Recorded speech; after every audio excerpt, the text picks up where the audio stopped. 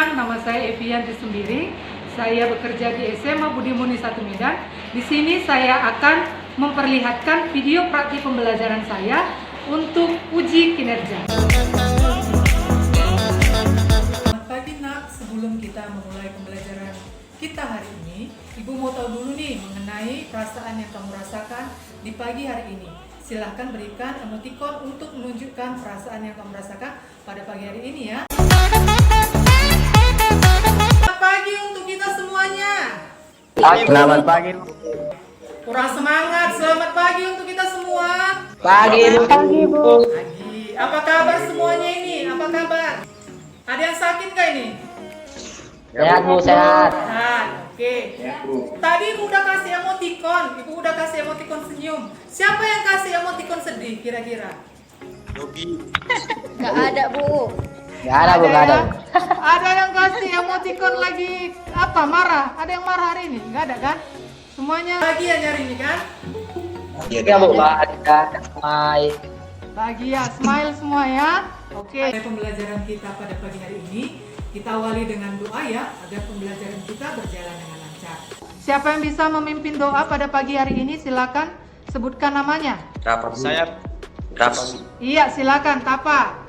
Ibu guru dan teman-teman, mari kita bersatu di dalam doa. Kita tandai diri kita dengan salib kemenangan dalam nama Bapa dan Putra dan Roh Kudus. Amin. Terima kasih kepadamu ya Tuhan Yesus, di mana atas berkat perlindungan serta penyertaan-Mu, pagi hari ini kami dapat memulai aktivitas kami kembali, yakni belajar jarak jauh dengan tatap muka. Ya Tuhan, sepanjang pembelajaran ini, kiranya Engkaulah yang memberkati akal budi serta pikiran kami, agar kami dapat memfokuskan diri kami kepada pembelajaran yang diterangkan oleh Ibu Guru kami, dan kami pun dapat mengerti dan dapat kami gunakan. Berkati juga Ibu Guru yang mengajar kami, agar mendapatkan kesehatan selalu, dan dapat memberikan pengajaran yang lebih baik lagi kepada kami. Salah dosa yang kami perbuat, sengaja maupun tidak sengaja, kiranya Engkaulah yang menghapuskannya seturut kehendak-Mu, bukan kehendak kami manusia. Inilah doa dan perantara kami panjatkan melalui perantaraan Tuhan kami Yesus Kristus. Amin. Bapa, Putra, dan Roh Kudus. Amin. Oke, terima kasih Tapa untuk memimpin pagi hari ini dengan doa. Kira-kira sebelumnya jaringan bagus kan nak? Suara Ibu jelas nggak kira-kira? Jelas, Bu. Jelas ya, soalnya udah kenceng kali suara saya ini ya. Oke. Yang lain mungkin masih menyusul ya, masuk sudah 22 orang. Nggak apa-apa, nanti yang lain menyusul. Motivasi. Jadi jangan lupa kita harus selalu melakukan yang namanya motivasi, terutama kepada diri kita sendiri. Coba dulu satu orang. Yuk, paragraf yang pertama, siapa yang bisa membacakan motivasi kita pada pagi hari ini? Silakan. Satu orang, sebutkan namanya nak. Saya Bu Tapa Barus. Ya, Tapa silakan. Semangat, satu kata sederhana yang sangat sulit diterapkan setiap hari. Layaknya sebuah bisnis yang naik turun. Semangat di dalam diri seorang pun demikian. Kadang ada semangat menggebu-gebu, tapi suatu saat bisa melempam. Ya, namanya juga hidup.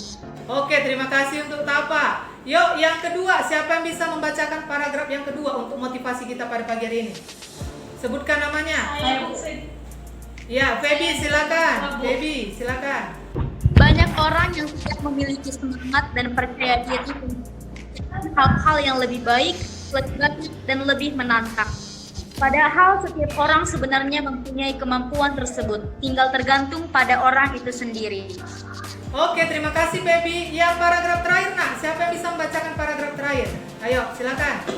Eka, Bu. Eka, silakan Eka. Jika Anda termasuk orang yang sulit untuk membangun semangat dan percaya diri, segera ubah kebiasaan tersebut. Apalagi kalau Anda mempunyai mimpi atau target yang ingin dicapai.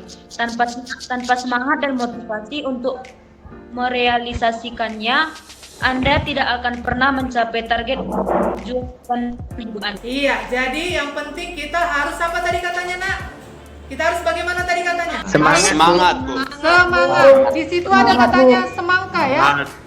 Semangka kepanjangan apa tadi di situ? Semangka. Semangat kawan. Iya, semangat kawan. Jadi hari ini harus kita awali dengan yang namanya semangat ya. Itu untuk hari ini motivasinya. Mudah-mudahan untuk kedepannya juga kita tetap semangat dalam belajar. Oke, anak-anak ibu sekalian jangan lupa isi absensi ya. Di bawah sudah ibu kasih linknya. Jadi jangan lupa isi absensinya. Nanti ibu rekap siapa saja yang sudah mengisi absensi. Oke, jangan lupa.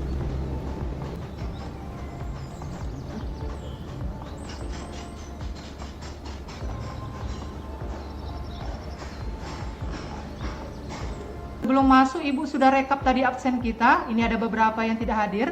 Jadi ada teman kita yang belum hadir ya, Arwianto. Kemudian ada si Jalo juga. Jalo belum hadir. Kemudian ada Kaleb juga belum hadir.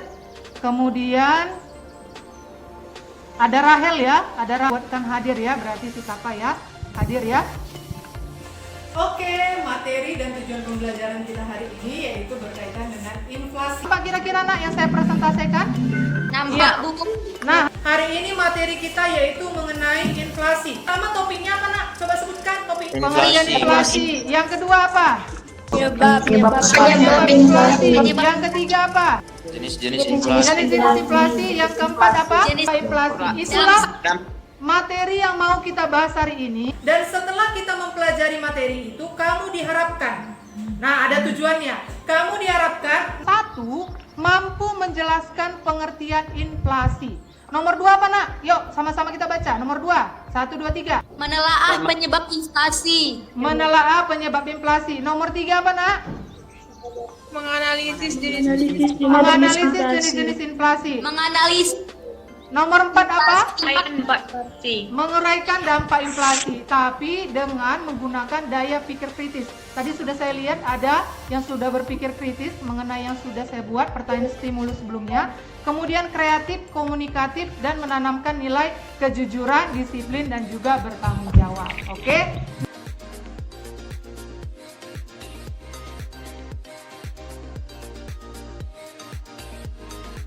Oke, gambarnya sudah dilihat. Kira-kira terang, tadi apa sih jawaban dari kamu terang? Apa pertanyaan stimulus tadi? Jawaban kamu tadi apa? Ya Bu, Ya silakan, apa tadi yang kamu jawab? saya pahami dari video tersebut tentang inflasi adalah suatu kegiatan ekonomi. Inflasi. Maaf nak, inflasi ya, bukan inflasi. Inflasi. Inflasi Iya. adalah suatu kegiatan ekonomi yang dimana semua harga barang maupun jasa mengalami peningkatan secara umum dan terus-menerus. Dan harga yang bersifat sementara seperti contoh kenaikan harga pada saat Idul Fitri maupun perayaan yang lain, hal tersebut tidak termasuk ke dalam inflasi. Menerangkan gambar ini tadi, kan tadi pertanyaannya adalah lihat gambarnya. Kira-kira apa sih yang bisa kita lihat dari gambar ini nak? Pergi silakan.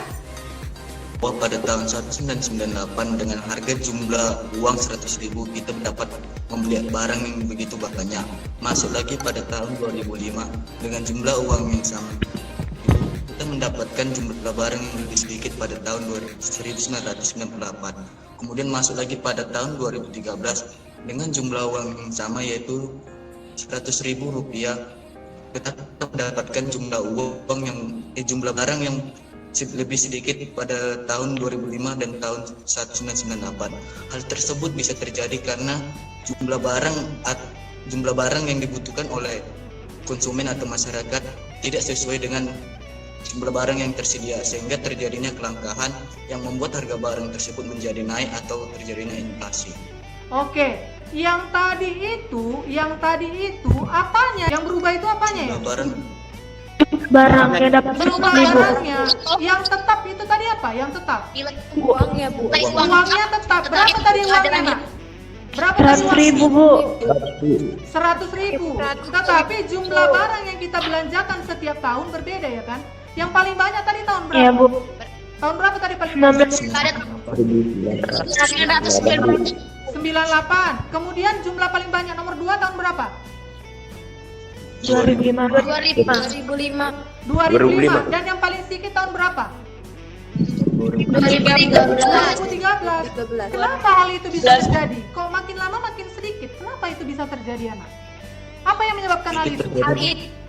Kelangkaan Kita ada inflasi. harga barang. Eka, silakan. Eka, saya belum dengar yang lain. Eka, kira-kira apa yang menyebabkan hal itu terjadi nak? Kok makin lama makin sedikit barangnya di keranjang itu? Kenapa kira-kira? Itu kan tadi katanya naiknya harga-harga barang secara terus-menerus kan. Kalau terjadi inflasi sehingga menyebabkan nilai uang itu semakin kecil. Kita tengok pada tahun 1998 tadi kan Bu, situ masih belum terjadi inflasi sehingga uang 100 bisa mendapatkan barang yang begitu banyak, sedangkan pada tahun 2013 itu sangat sedikit karena terjadinya inflasi yang sangat besar pada tahun 2013. Inflasi ini terjadi karena semakin meningkatnya kebutuhan dan permintaan masyarakat terhadap barang untuk memenuhi kebutuhannya. Iya, betul sekali. Kenapa hal itu bisa terjadi tadi? Karena kenaikan harga barang atau jasa semakin lama semakin naik. Padahal uangnya itu tetap gitu dia, ya.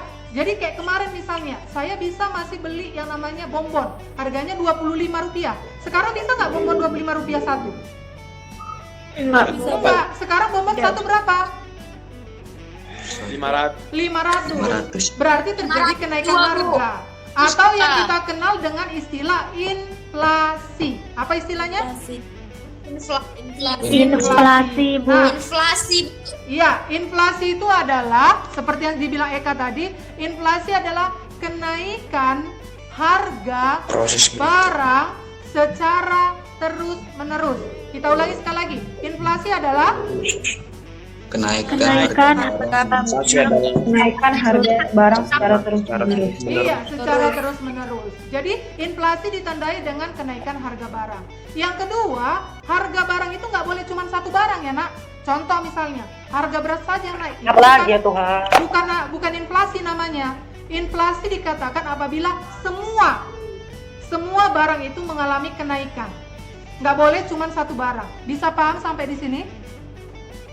Bisa Bu. Bisa ya? Jadi harus semua. Bisa, Bu. Kemudian yang ketiga, inflasi itu berlangsung terus-menerus. Nggak boleh dia sebentar. Jadi waktunya lama. Berarti ciri-ciri inflasi ada 3. Pertama tadi apa nak? Apa tadi pertama? Terjadi naik semua barang. kenaikan harga barang. Dan terus Yang kedua, barangnya gimana? Barangnya tidak itu boleh. harus boleh Naik, hanya Tidak satu boleh barang satu saja. tapi seluruhnya Bu. Iya, harus semuanya. Dan yang ketiga apa tadi? Menjadi secara Yang Dia boleh harus berubah. terjadi secara terus-menerus. Terus. Oke, itu dia ya. Oke. Nah, itu yang pertama. Nah, kita sekarang mau masuk namanya kegiatan kelompok. Ini ada bahan diskusi kelompok kita. Ada materi inflasi di sini, boleh kamu lihat nanti ya, Nak. Ini ada materinya inflasi. Nampak kira-kira? nampak Bu. Ya. Nampak Bu. Ini ada materi, silakan kamu baca nanti. Sudah ada Ibu buatkan, nanti berikutnya itu adalah Elja peserta didik. Nah, inilah bahan kalian nanti untuk diskusi. Tuliskan nanti kelompok kalian, kelas kalian, dan ini pertanyaannya. Oke? Pertanyaan yang pertama, di sini kan ada link. Link ini nanti menunjukkan video. Lihat dulu videonya, kemudian jawab pertanyaannya. Poinnya itu ada 30. Oke? Bisa dipahami sampai di sini, Nak? Bisa Bu, bisa. Oke. Yang nomor 2, Itu Yang nomor 2 nanti silakan lihat gambarnya, ada grafik di situ ataupun kurva. Nanti silakan nanti dijelaskan. Di sini ada wadah untuk diskusi kalian. Nanti saya bagi sudah menjadi 5 kelompok ya Nak. Ini kelompok pertama. Dibaca. Jadi yang masuk ke sini hanya nomor 1 sampai 7. Yang selebihnya jangan masuk nanti ke sini untuk diskusi. Bisa dipahami kira-kira? Bisa Bu. Berarti yang berdiskusi di sini cuma Agnes, Andre, Ardin, Arwianto, Caroline, Devi, sama Edward. Jadi silakan diskusi di sini. Nanti hasil diskusinya dipresentasikan. Kelompok kedua sudah Ibu buat. Di sini ada Eka, Elodia, Yunike, Feby, sampai dengan Ivan. Silakan berdiskusi nanti untuk menjawab yang 3 itu di sini. Oke, bisa paham? Bisa Bu. Kemudian yang kelompok ketiga juga seperti itu, sudah saya bagi sampai dengan nomor 21. Begitu seterusnya sampai nanti kelompok 5. Kira-kira bisa dipahami nggak Nak? Bisa Bu, bisa. Jadi nanti saya kasih waktunya sekitar 20 menit untuk Bisa, Bu. berdiskusi. Jadi silakan kalian nanti diskusi ke situ sesuai dengan kelompoknya. Sesuai dengan kelompoknya silakan kalian diskusikan. Kemudian saya nanti ngambil nilai berdasarkan keaktifan kalian. Oke, silakan jawab pertanyaan. Nanti akan saya masuk juga ke situ untuk membantu pertanyaan-pertanyaan yang mungkin kamu belum mengerti. Setelah itu nanti kita balik lagi ke Google Meet untuk melakukan presentasi. Bisa kira-kira, Nak? Bisa, Bu. Bisa, Bu. Berarti 20 menit lagi nanti kita masuk lagi ke Google Meet ya. Ya, Bu. Baik, Bu. Oke, jadi silakan diskusi. Bu. Ibu lihat nanti diskusinya bagaimana. Setelah itu nanti kita masuk lagi ke Google Meet ini untuk presentasi. Oke, kita leave ya dari Google Meet ya. Nanti kita balik lagi ke sini, oke? Oke, Bu. Oke ya. Oke, Bu. Oke, selamat siang untuk kita semua. Oke, tadi sudah berdiskusi ya. Tadi sudah berdiskusi kan? Iya. Jadi saya juga sudah lihat tadi hasil diskusinya, sudah mantap semua. Palingan nanti tinggal ditekankan lagi yang mana yang perlu harus dimengerti untuk kalian semua ya. Jadi tadi sudah ada kelompok 1, kelompok 2, kelompok 3, kelompok 4 dan kelompok 5. Kemudian nanti kita akan presentasikan. Ada berapa soal tadi, Nak? Ada 3. Iya, ada 3 soal. Jadi ibu minta jangan lagi ibu yang suruh. Kira-kira siapa yang bersedia untuk menjawab nomor 1, bilangkan namanya, perwakilan dari kelompok mana. Kemudian nanti teman-teman yang lain menanggapi atau menambah mungkin ya. Silakan. Bu, saya Bu. Iya, Tapa, silakan aktifkan videonya, Nak. Biar teman yang lain bisa melihat. Bagus, saya perwakilan dari kelompok 4, hyperinflasi dari negara Venezuela. Venezuela adalah krisis yang tinggi, mana disebut dengan istilah hyperinflasi. Adalah suatu kejadian di mana krisis permintaan barang dan jasa yang terlalu tinggi. Jadi Bu, permintaan barang dan jasanya ini terlalu tinggi, Bu. Venezuela pernah mengalami hyperinflasi disebabkan karena harga minyak mentah atau minyak bumi yang sangat anjlok. Apa sih hubungan hyperinflasi yang dialami Venezuela dengan anjloknya harga minyak bumi itu? Venezuela merupakan penghasil cadangan minyak mentah terbesar di dunia, sehingga hal ini dijadikan Venezuela sebagai pendapatan per kapita terbesar mereka setiap tahun. Namun karena anjloknya harga subsidi minyak bumi, Venezuela merasakan dampak paling besar, yakni hyperinflasi tadi.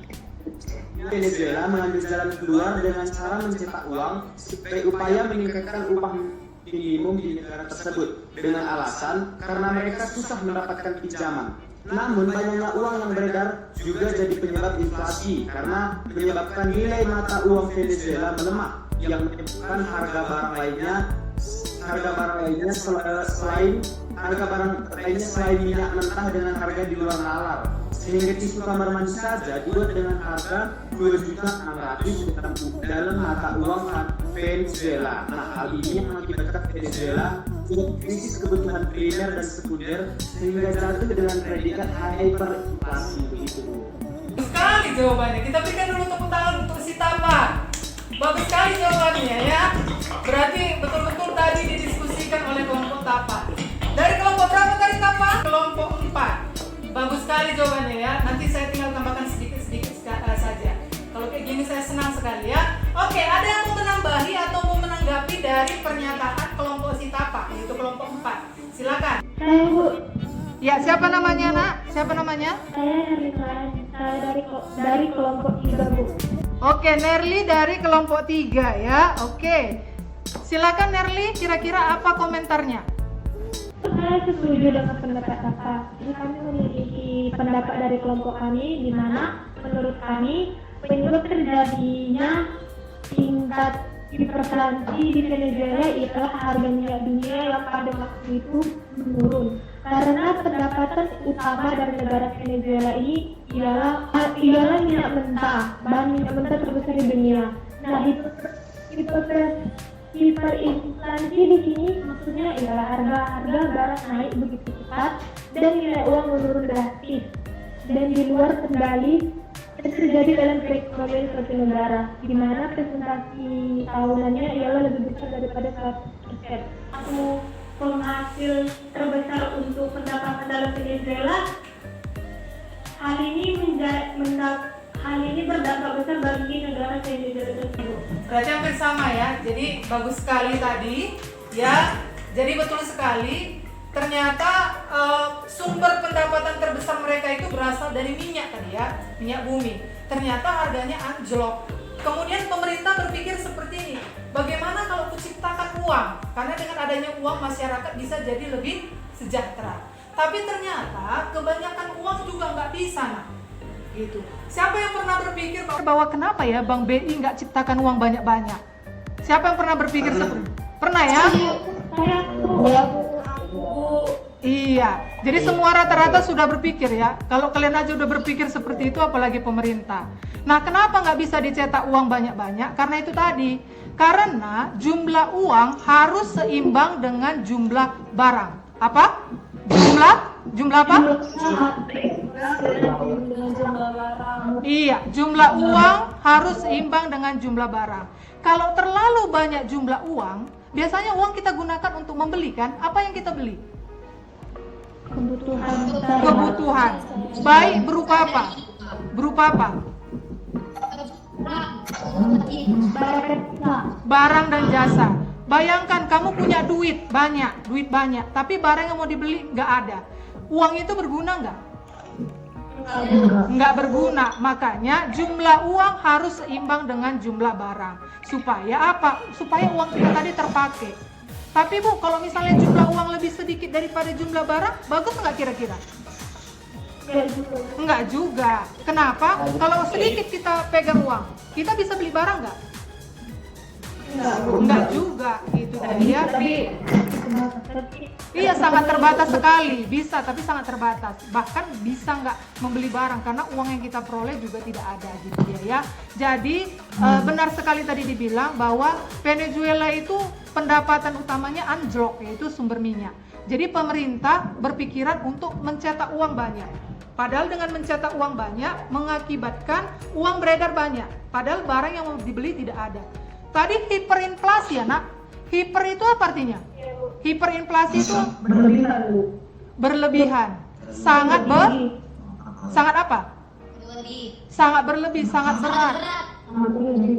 Tapa, tadi kamu bilang harga apa Tapa? Harga apa tadi kamu bilang? Harga apa kamu bilang tadi di Venezuela? Harga tisu di toilet, Bu. Iya, harga tisunya berapa nak?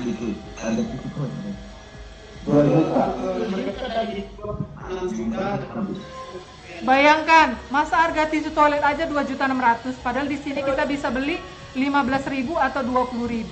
Jadi jangan sampai negara kita sama seperti Venezuela, ya.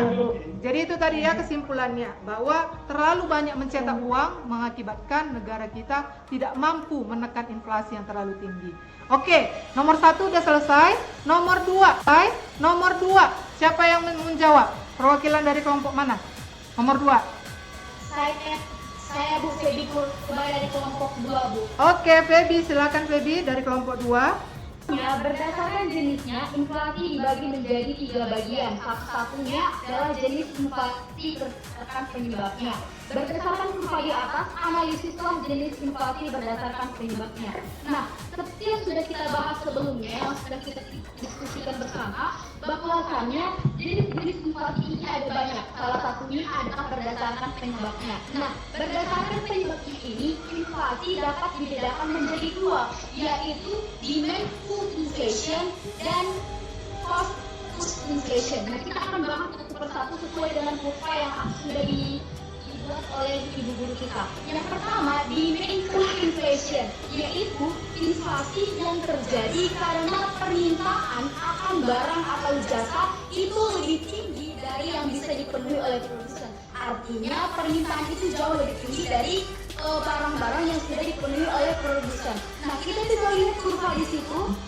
Fungsi dari demand pull inflation ini adalah permintaannya atau demand-nya yang meninggi. Maka di situ sudah ada faktor ya, kurvanya itu berbentuk L, di mana horizontal itu melambangkan P atau price atau harga, kemudian yang vertikal itu melambangkan Q atau quantity atau jumlah barang.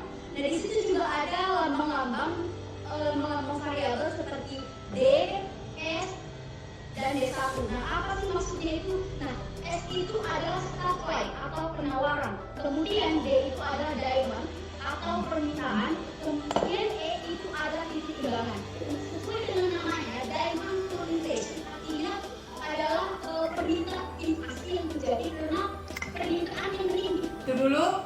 Oke. Nah, bagus sekali tadi jawabannya. Kayaknya ibu nggak perlu lagi kayak yang menerangkan. Tapi nggak apa-apa lah, ibu tekankan lagi ya. Jadi memang bagus sekali tadi.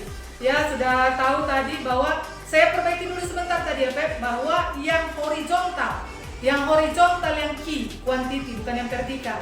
Gitu dia ya. Sedangkan yang vertikal itu adalah P ataupun price, gitu dia. Tapi sudah bagus tadi, D itu adalah demand, bukan diamond ya, demand.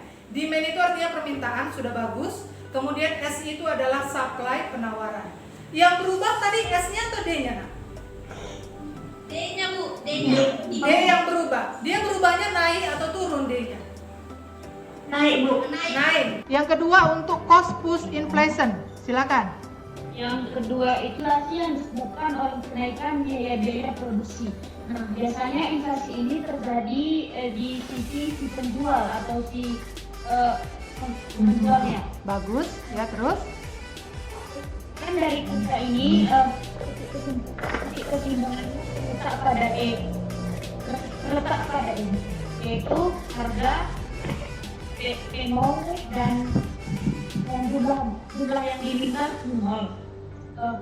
Karena biaya produksi itu mengalami kenaikan, permintaan konsumen itu tetap, maka jumlah yang ditawarkan akan berkurang dan keadaan super dari nol akan berubah menjadi P1 dan titik keseimbangan dari kurva ini akan berubah menjadi E1, yaitu harganya naik menjadi P1 dan jumlah yang diminta menjadi Q1. Bagus, Ibu tekankan lagi. Berarti kebalikan yang tadi. Kalau yang tadi apa yang berubah nak? Kalau yang tadi apa yang berubah? Yang tadi yang berubah ada Bu atau permintaan yang berubah. Permintaan yang berubah. Kalau yang ini apa yang berubah tadi? Coba. Penawarannya Bu. Penawaran yang berubah. Karena bahan bakunya mahal. Jadi karena mahal maka pembuatan rotinya jadi dikurangi. Gitu dia kan. Jadi jumlah kita bayangkan seperti yang tadi. Jumlah yang ditawarkan menurun. Tapi permintaan tetap. Apa yang lebih besar? Permintaan atau penawaran?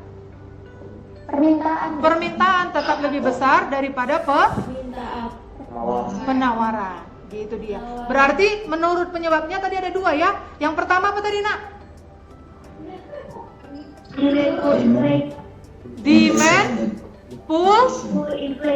Yang kedua apa? Cost push inflation. Iya, silakan. Ayo, Yogi silakan. Nomor 3. Bilang kelompoknya ya. Saya gitu nih berasal dari kelompok 3. Menurutku inflasi yang paling parah terjadi pada periode tahun 2005 sebesar 17,11 dan periode tahun 2013 8,38. Dan dampaknya terjadi inflasi membuat harga yang barang melonjak naik dengan pesat. Hal tersebut disebabkan karena kelangkaan pada barang tersebut. Kelangkaan dapat terjadi dikarenakan jumlah barang tidak sesuai dengan kebutuhan manusia. Oke, jadi saya bantu ya. Nah, tadi dibilang menurut jenisnya inflasi kan ada 3 kan? Ada menurut tingkat keparahan, ada menurut penyebabnya, dan ada menurut asalnya. Itu dia. Kalau menurut tingkat keparahannya sudah ada kamu lihat tadi di materi kita. Yang pertama itu berapa nak? Dari berapa sampai berapa? Tingkat keparahannya nomor 1 apa? Yang ringan Bu. Yang ringan. Ringan itu dari mana? Dari berapa sampai berapa nak? Yang ringan yang mana? Yang ringan di bawah 10% Bu. Di bawah 10% per tahun. Yang kedua, inflasi apa? Yang kedua? Sedang. Dia itu dari mana ke mana? Dari berapa ke berapa? 10 ke 30%. Mantap. Kalau yang ketiga? Inflasi apa yang ketiga? Yang ketiga inflasi apa? Tinggi, Bu. Tinggi atau berat? Dari berapa sampai ke berapa, Nak? 30 sampai 100%. 30 sampai 100. Yang terakhir apa? Hiperinflasi. Hiperinflasi. Itu berapa? Di atas 100%. Kalau yang 100% udah langsung nampak akibatnya kan, Nak, di Venezuela. Udah langsung nampak dampaknya kan? Di mana harga sangat melambung tinggi kan gitu dia. Tinggi sekali harga barang. Bahkan sampai nggak bisa kita jangkau. Gitu. Kalau yang ringan kira-kira dampaknya apa? Kan ada Bu, mungkin jadi dampaknya Menjadi mengganggu perekonomian. Oke.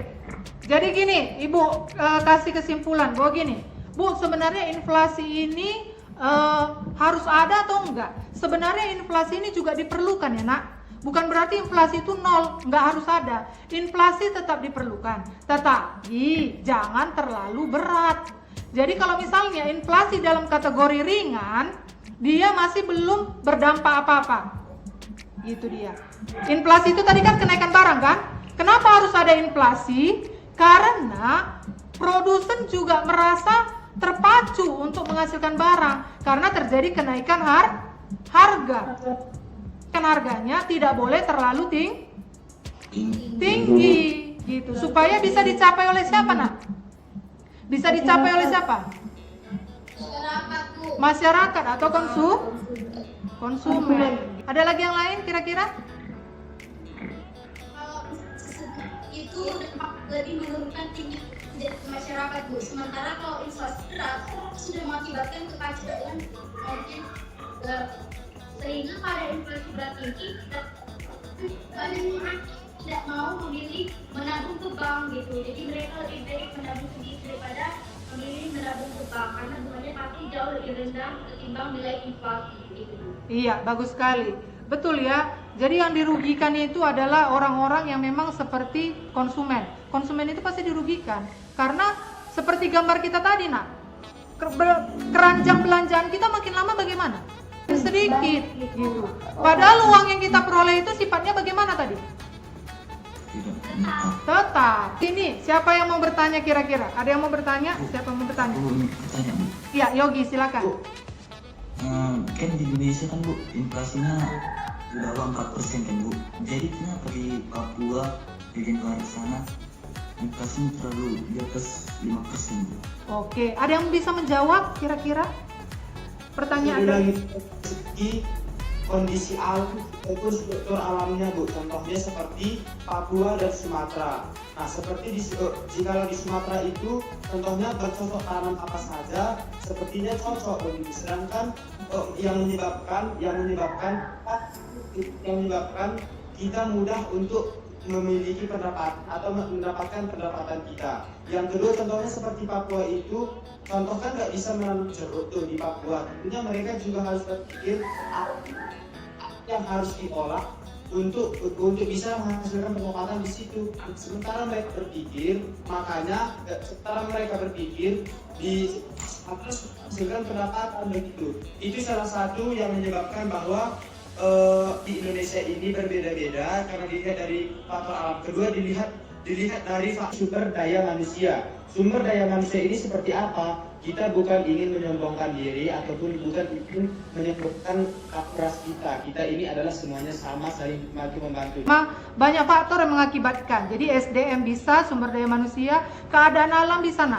Kemudian satu lagi Bu tambahkan hanya sebagai untuk penambahan aja, yaitu distribusi barang. Apa? Karena ketika pendistribusian barang tidak lancar, maka akan menyebabkan barang menjadi bagaimana, Nak? Sifatnya jadi bagaimana? Barang tentu harganya akan Menurun. tersebut tentu akan meningkat. Akan meningkat. Siapa lagi yang mau bertanya? Saya, Bu. Ya, silakan Feby. Saya, Bu. Inflasi itu kan kenaikan harga. Terus setiap tahun itu pasti ada inflasi atau kenaikan harga. Nah, kenapa kenapa harga barang itu nggak sama-sama aja terus dari tahun 1998 sampai tahun 2017. Kenapa harga-harganya berbeda? Kenapa nggak ditamakan aja gitu? Terus yang kemudian kalau kita pelajari kan inflasi ini kan kenaikan. Apakah inflasi ini tidak ada dampak positif bagi negara kita? Karena kan secara kalau kita itu kan kenaikan itu berdampak negatif gitu. Apakah inflasi berdampak positif atau hanya negatifnya saja? Oke, terima kasih. Ada yang bisa menjawab sebelum Ibu? Pertanyaan pertama tadi, kenapa harus ada inflasi? Kenapa nggak tetap aja kan? Menurut saya juga dan menurut yang saya baca juga, inflasi itu harus terjadi. Jadi itu seiring berjalannya waktu kan kita juga meningkat, semua kan meningkat pendapatan. Jadi sehingga menguntungkan produsen juga Bu. Jadi makanya inflasi itu juga ada positifnya untuk tapi hanya tidak terlalu tinggi. Betul sekali, itu dia tadi jawabannya. Jadi inflasi itu harus ada nak, gitu. Kalau nggak ada inflasi maka pertumbuhan ekonomi atau laju ekonomi jadi nggak berjalan, gitu dia. Makanya kita dituntut selalu supaya bisa menghasilkan barang dan jasa, gitu dia ya. Oke, ada lagi pertanyaan yang lain kira-kira? Ada yang pertanyaan lain? Asgo dan kelompok kami. Sudah mengerti semua? Kira-kira ada yang mau tanya lagi? Atau sudah paham semua? Oke. Siapa yang bisa menyimpulkan pembelajaran kita hari ini sebelum kita tutup? Inflasi adalah gejala kenaikan harga barang yang bersifat umum dan secara terus-menerus. Dengan adanya inflasi, maka dapat memacu laju kemajuan ekonomi kita. Karena dengan adanya inflasi, produsen terpacu untuk menghasilkan barang. Mantap, berarti bisa.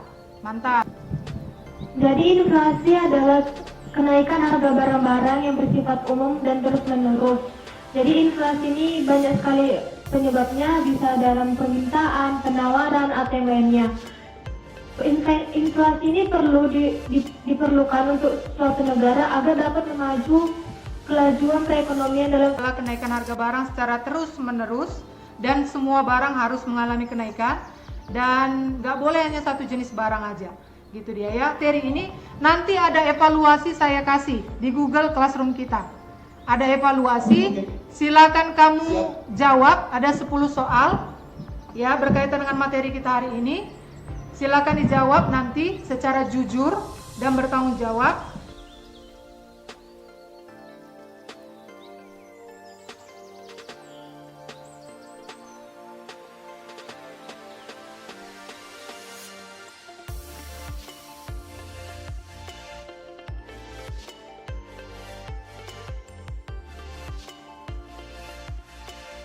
Kita masuk materi baru tapi tetap berkaitan dengan inflasi, namanya menghitung inflasi. Tadi kan kita ada hitung kan 10%, 20%, nanti itu kita mau hitung kira-kira 10% itu dari mana, 20% itu dari mana, bahkan sampai 100%.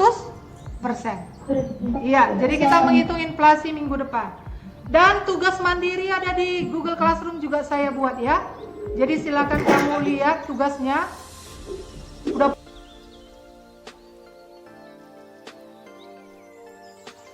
Baik, kita akhiri juga dengan doa. Siapa yang bisa menutup pertemuan kita dengan doa? Kita doa dalam nama Bapa dan Putri dan Roh Kudus. Amin.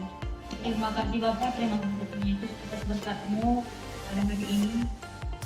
Pelajaran kami dari pagi sampai siang ini dapat berjalan dengan baik.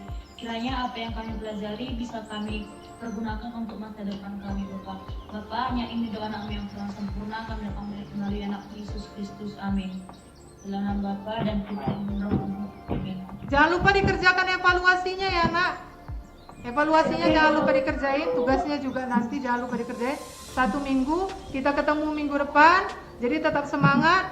Oke, sampai jumpa minggu depan ya. Oke, bye-bye. Siang.